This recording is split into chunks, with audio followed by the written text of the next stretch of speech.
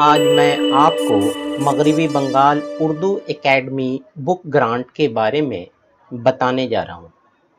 आज की बात होगी West Bengal Urdu academy book grant के बारे में। आइए तफसील देखते हैं। तफसीलात में सबसे पहली चीज़ है अहलियत यानी एलिजिबिलिटी। एलिजिबिलिटी में आपको माध्यमिक पास या हाई मदरसा या हायर सेकेंडरी पास या आईसीएसई बोर्ड से पास या सीबीएसई पास होना चाहिए। इसके साथ साथ आपका कुल एग्रीगेट मार्क्स 65% होना चाहिए, यानी आप जो मार्क्स पाए हैं या तो माध्यमिक में 10 क्लास में या 12 क्लास में, एग्रीगेट कुल नंबर 65% होना लाजमी है।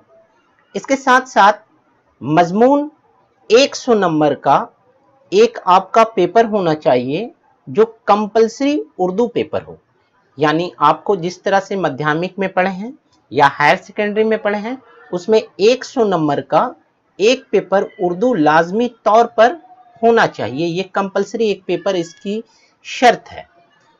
आप जो ये दरख्वास्त भेजेंगे, इस दरख्वास्त को भेजने के लिए आप दर्जा झेल पता पर दरख्वास्त भेजिए।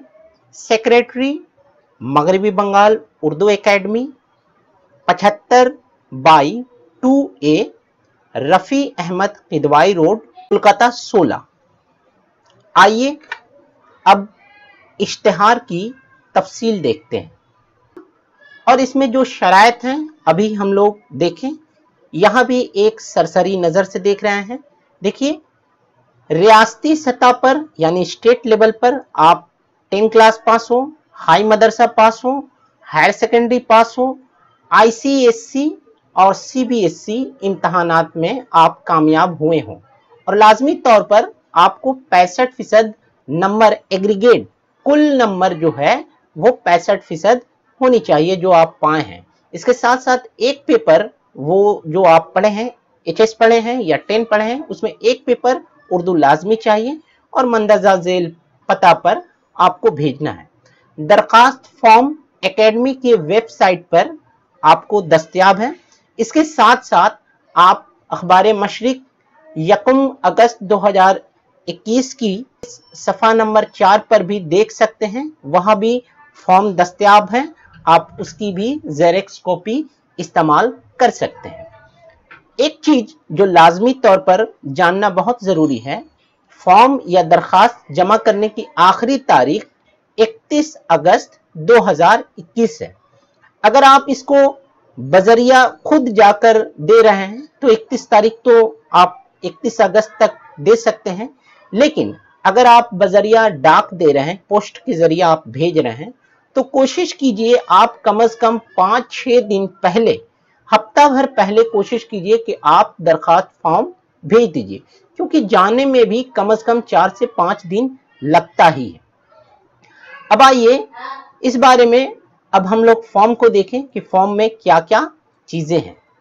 देखिए, फॉर्म में आपको जो भरना है, सबसे पहले नाम भरना है और यहाँ पे लिखा है ब्लॉक लेटर, यानी आप अपने नाम को कैपिटल लेटर में लिखिएगा। इसके बाद नीचे है फादर्स नेम, गार्जियन नेम।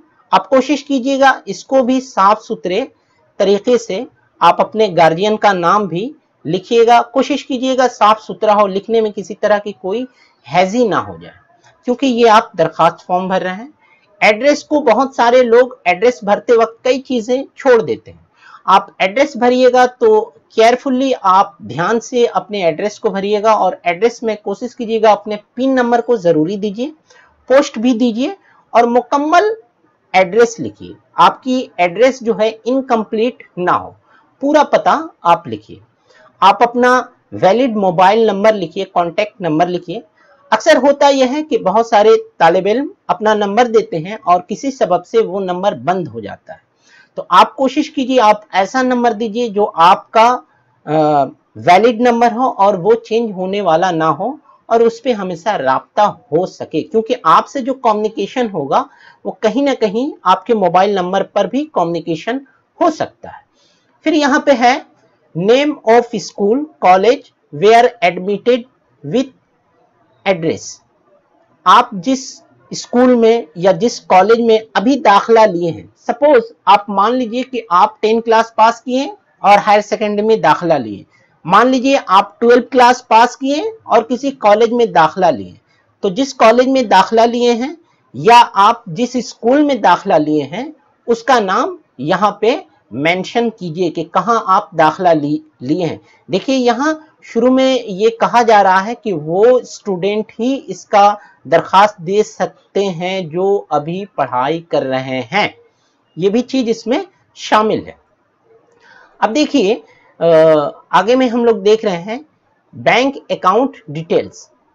तो बैंक अकाउंट डिटेल्स में है bank account number of the applicant.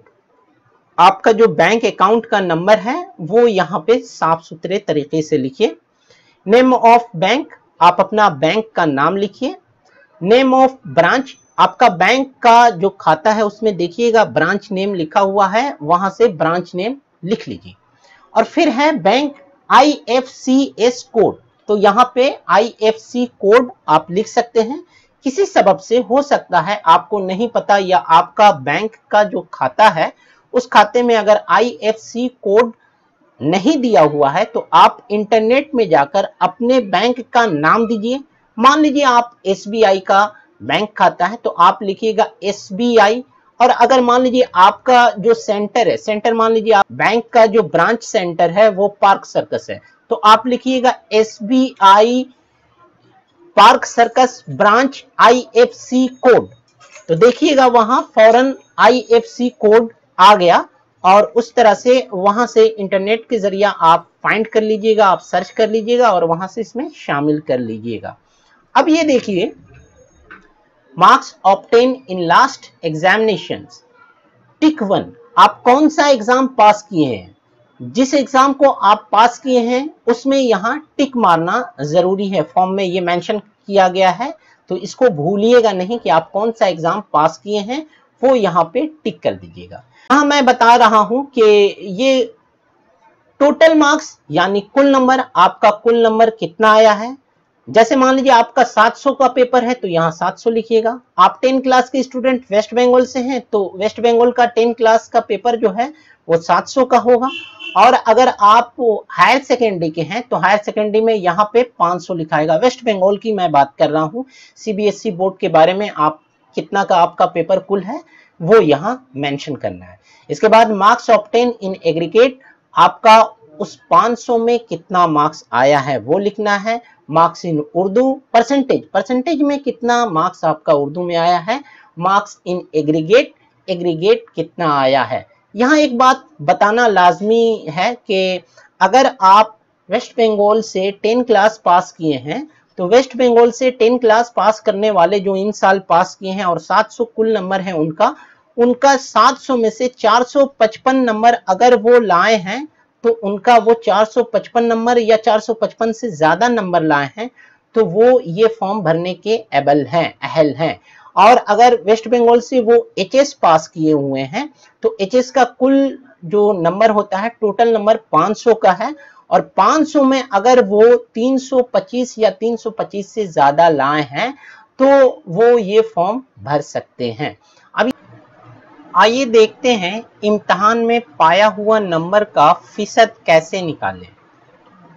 मान लीजिए आपका जो नंबर पाए हुए हैं वो नंबर जो है यहाँ पे शामिल कीजिए। अगर मान लीजिए आप 400 नंबर पाए हैं तो यहाँ 400 लिखिए, जरब 100, और कुल नंबर, अगर कुल नंबर आपका 500 है, 500 में 400 हासिल हुआ है तो यहाँ नीचे में कुल नंबर लिख दीजिए। और उसके बाद आप अपना नंबर जो पाया हुआ है उसका फीसद निकाल सकते हैं।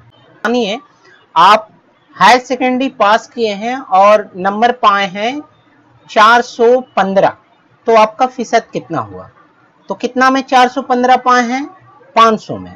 तो सबसे पहले आप, जैसा कि फार्मूला मैं बताया हूं, पाया हुआ नंबर, तो आपका पाया हुआ है 415 लिखें, उसके बाद जरब का निशान दीजिए, उसके बाद 100 लिखिए, 100 लिख दिए, और उसके बाद फिर तकसीम दीजिए, और तकसीम के बाद फिर कुल नंबर कितना था, कुल नंबर आपका था 500, तो नीचे लिख दीजिए 500, और फिर देखिए ये जो 83 निकला, ये 83% हो गया, यानी आपका 500 में 415 83% है। वहां फीसद भरना था, आप इसके जरिए फीसद आसानी से भर सकते हैं। क्योंकि माध्यमिक के बहुत सारे स्टूडेंट को दुश्वारियां होती हैं कि फीसद कैसे निकालें, भूल जाते हैं, तो ये आसानी के लिए मैं इसको भी शामिल किया हूँ।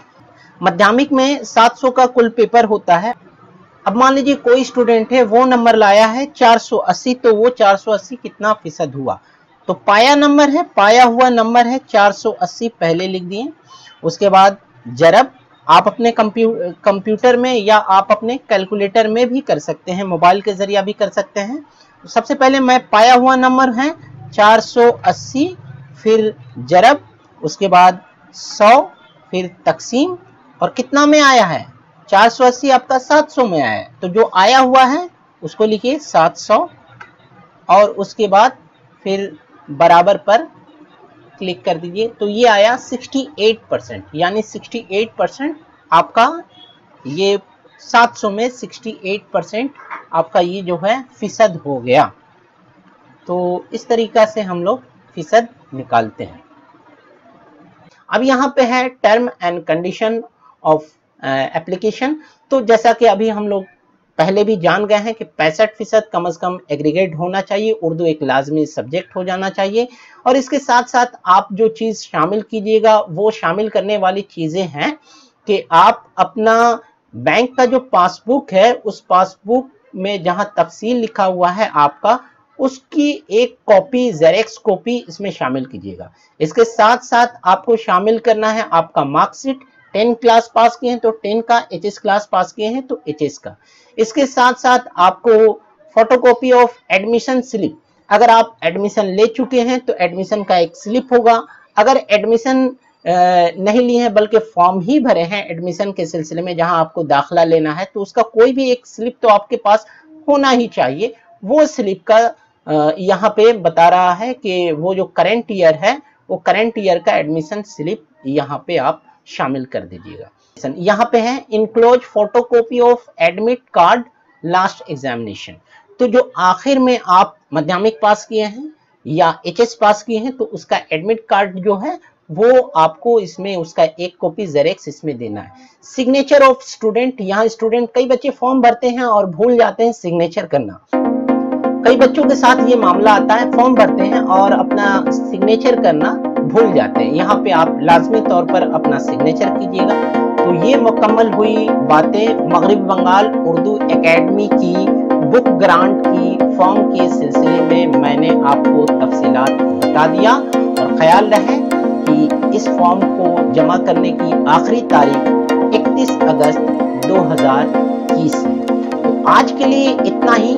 आइंदा दिनों में एक नए तालीमी मालूमात के साथ फिर मिलेंगे। तब तक के लिए अल्लाह हाफिज।